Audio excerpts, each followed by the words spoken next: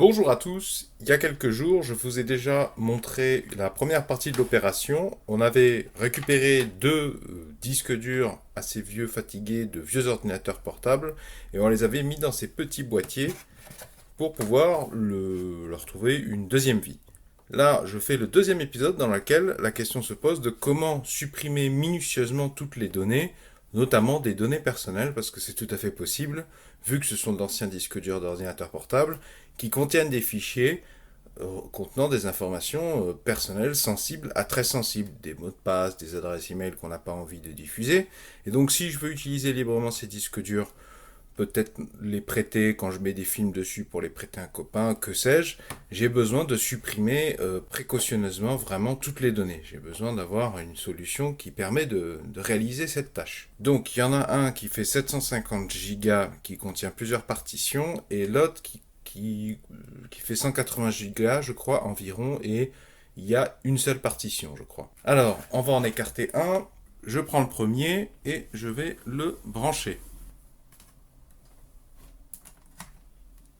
Avant de commencer, là vous voyez que le disque dur, mon ordinateur, ma machine Linux Ubuntu est paramétré de manière à ce que les deux disques durs ont été montés et donc on a une partition de 131 Go et une autre de 618 Go.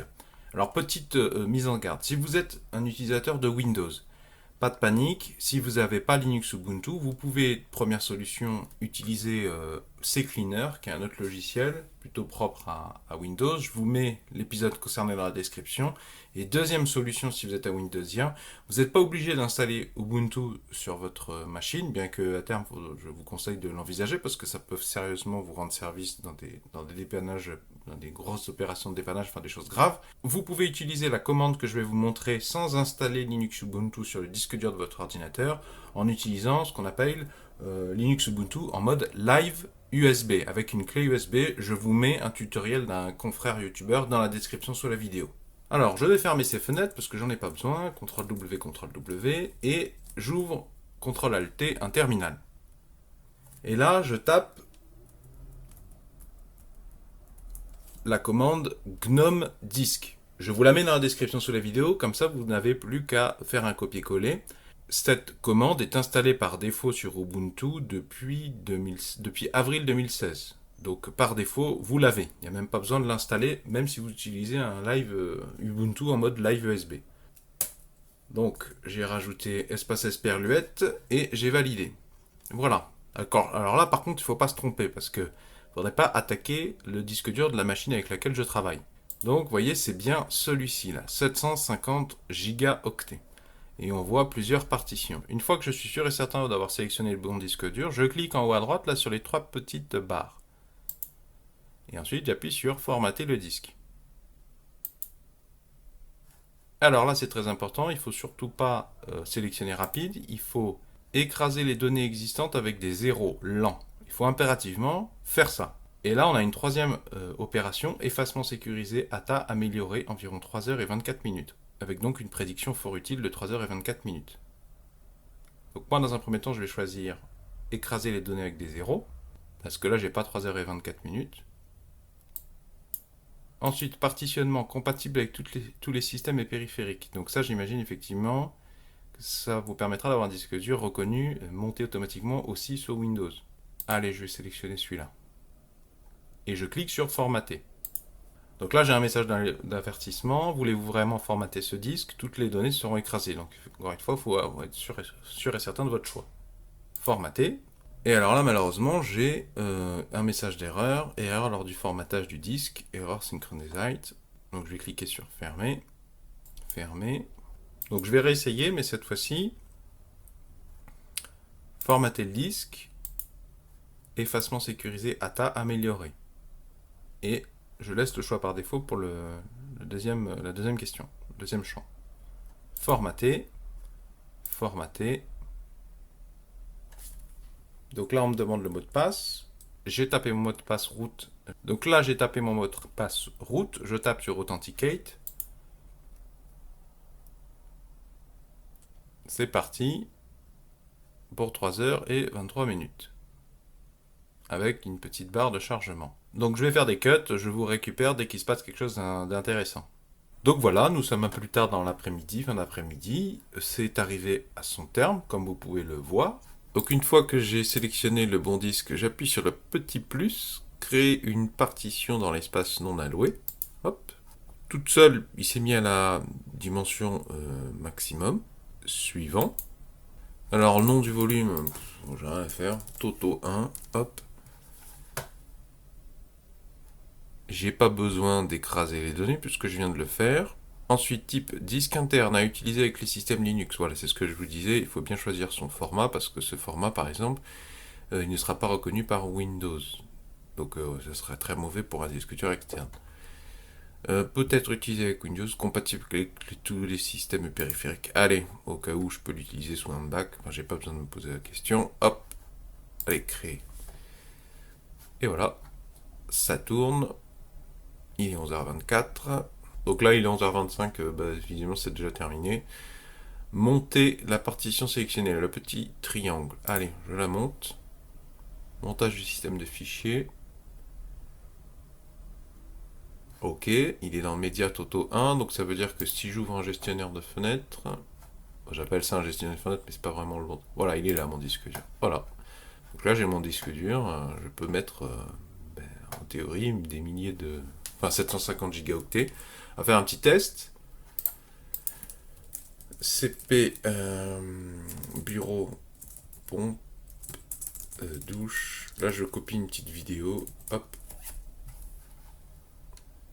C'est terminé. Elle fait 28 mégas. C'est une vidéo sur une douche solaire Décathlon qui fuit. Hop. Vous voyez. Ok, je vais supprimer. Je la supprime. Je démonte. Hop. Ensuite, comme j'ai démonté mon volume, je débranche, je rebranche.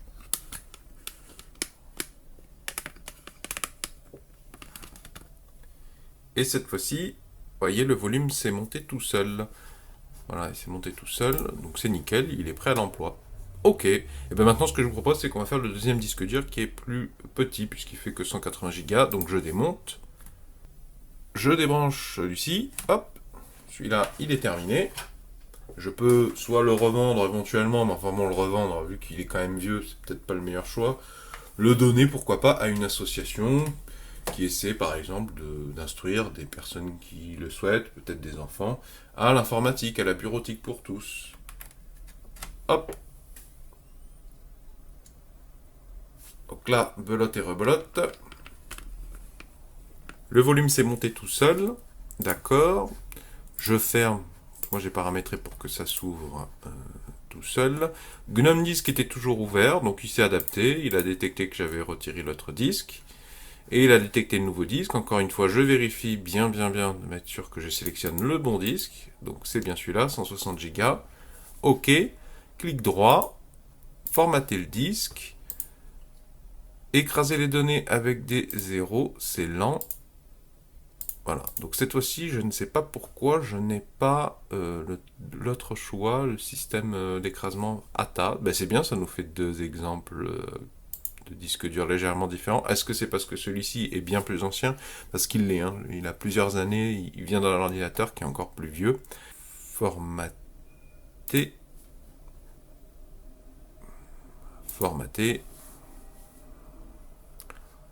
La petite barre de chargement, ça devrait être plus long. J'ai pas fait attention à l'estimation. Ah voilà.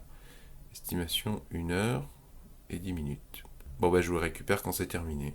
Voilà, donc là c'est terminé. C'est terminé. L'estimation de temps, hein, la durée, est très bonne et très fiable. Hein. On n'est pas du tout sur Windows, genre les mises à jour Windows où le compteur te dit depuis 2 heures que tu en as pour 30 minutes de téléchargement. Donc direct après, créer une partition dans l'espace non alloué. Vous voyez, par définition, il se met au maximum. Par défaut, pardon, je pourrais diminuer, mais je vois pas l'intérêt. Je veux utiliser mes 160 Go au maximum. Ensuite, même histoire. Bon, allez, ça va être Toto 2. Effacer, c'est pas la peine. Ensuite, je sélectionne du FAT. Voilà, par exemple, le FAT32, pour ceux qui ne savent pas, c'est un exemple de format FAT créé. Hop, c'est parti.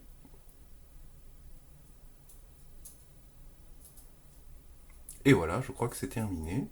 Donc je vais éteindre GNOME Disks. Très bien. On va faire le test ensemble. il n'est pas monté. Hein. Ça, je sais qu'il n'est pas monté. Je vais débrasser violemment, mais je sais qu'il n'est pas monté. Il est ici et j'ai pas l'objet pour le petit bouton pour le démonter. Donc ça veut dire qu'il est déjà démonté. Donc je débranche. Hop. Et ensuite, je vais rebrancher, mais je vais vous montrer l'écran en même temps.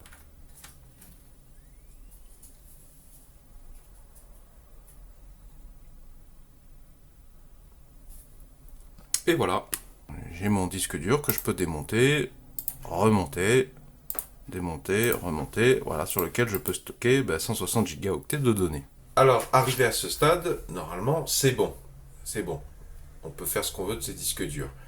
Ceci dit, pour ceux qui sont un peu comme moi, casse-pieds et un peu parano, il y a une autre chose qu'on peut faire. On peut utiliser un des outils qui existent depuis longtemps, notamment sur Linux, pour récupérer des données qu'on a supprimées par erreur sur un disque dur. Ça nous est malheureusement souvent tous arrivé ou ça nous arrivera un jour. Alors je vais chercher sur YouTube un tutoriel qui montre comment le faire.